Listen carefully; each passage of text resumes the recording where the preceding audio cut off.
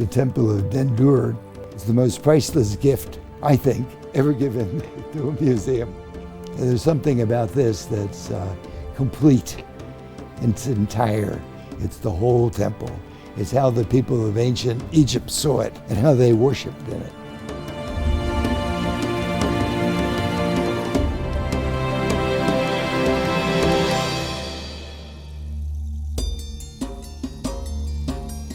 The Temple of Dendor, which is now, as you know, at the Metropolitan Museum in New York, was a gift from the Egyptian government.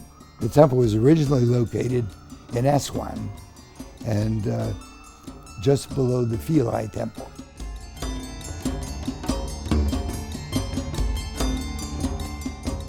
And the Temple of Dendor was actually built by the Romans.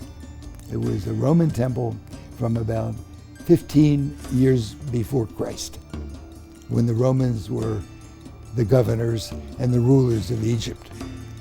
And the temple itself is dedicated to the goddess Isis and to Horus. And even though it was under Roman supervision, of course, the Egyptians built it. The Temple of Dendor was going to be inundated along with a number of other temples of great interest and of great work, great art. And the Minister of Culture at that time, Dr. Okesha, was the man who saved all of the temples, including Abu Simbel, which was an enormous job, from the waters of Lake Nasser.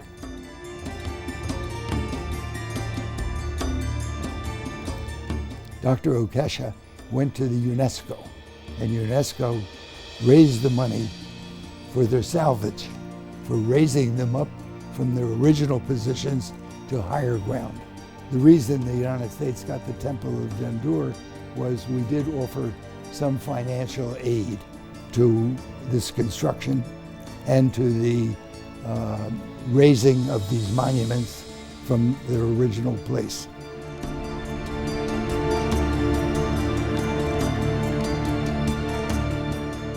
The Egyptian government did not offer the temple to the Metropolitan Museum. They offered it to the United States. And it was President Johnson, I believe, who made the decision to send it to the Metropolitan. Not only was it the largest and most complete museum in the United States, but it had a very fine Egyptian department. It was the obvious place to put it. And also they had the money to build this very large structure to house it.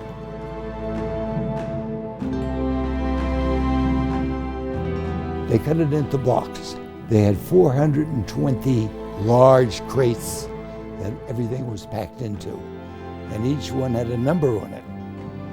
As they broke it down, they take a block off, 1, 2, 3, 4, so that when they brought it here, all of these boxes, you can imagine the weight and the size of this, because it's not a small little temple, it's rather considerable.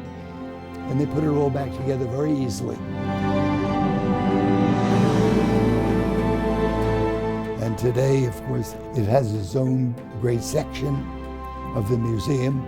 They had to build it so large, they had to build over a courtyard a whole other massive room to house it.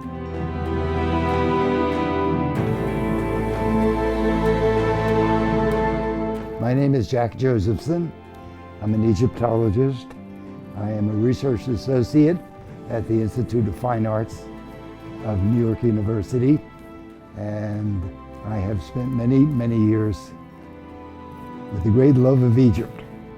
And I think that we can all learn from ancient history, particularly these days.